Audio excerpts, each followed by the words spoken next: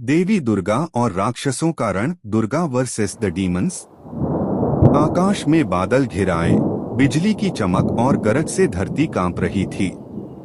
जंगल की हर शाख शोर मचाती थी, नदियां उफान पर थीं। चंड और मुंड अपनी भयंकर सेना के साथ आ रहे थे। हर सैनिक विशालकाय, दहाड़ते हुए राक्षस, जिनकी आंखों में लाल ज्वाला। देवी दुर्गा ने शांतिपूर्वक आसन ग्रहण किया। उनके हाथों में त्रिशूल और खड्ग चमक रहे थे। देवी का मन, आज मैं उन्हें दिखाऊंगी कि शक्ति का वास्तविक स्वरूप क्या होता। चंड और मुंड जैसे ही मैदान में दाखिल हुए, उनकी दहाड़ से पर्वत झुक गए। हवा में आग की लपटें फैल गईं, चारों ओर धुआं घुल गया। देवी ने अपने हाथ जोड़कर शांत मुद्रा में ध्यान किया। अचानक उनकी आंखों से तेजस्वी किरणें निकलीं। राक्षसों की सेना को भय और सन्नाटा छा गया। सैनिक पूछते हैं, मालिक, यह कौन है? यह अकेली कैसे इतनी शक्ति रखती है? राक्षसों की सेना देवी पर टूट पड़ी। धरती हिली, आकाश में गरज और बिजली चमकी। देवी ने अपने एक हाथ की मुद्रा से हवा और आग की लहरें भेजीं। हजारों राक्षस उड़कर गिर पड़े, लेकिन चंड और मुंड शांत नहीं हुए। उनका युद्ध कौशल अद्भुत था। उनकी हथियारों से हवा में आग और धुआं फैला।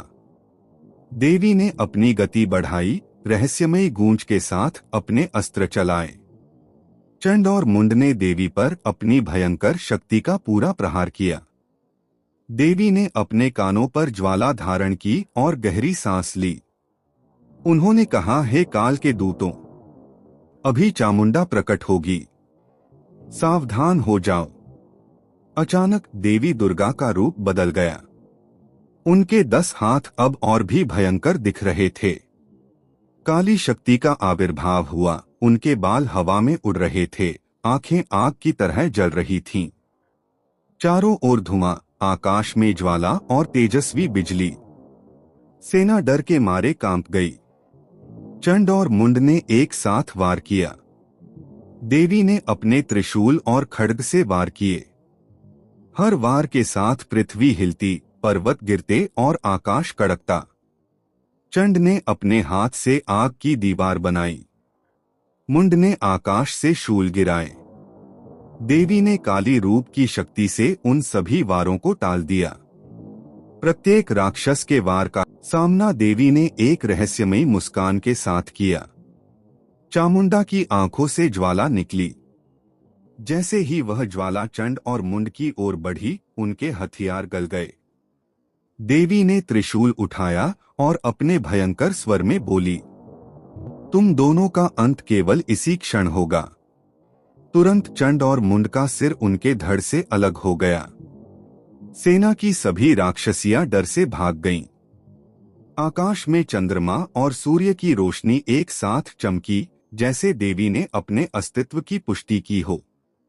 मैदान में सन्नाटा छा गया। केवल शंख की गूंज और हवा में उठती ज्वाला बची। देवी दुर्गा का रूप धीरे धीरे शांत और करुणामयी हो गया। चामुंडा रूप अदृश्य हो गया, लेकिन उसकी शक्ति आज भी वातावरण में मौजूद थी।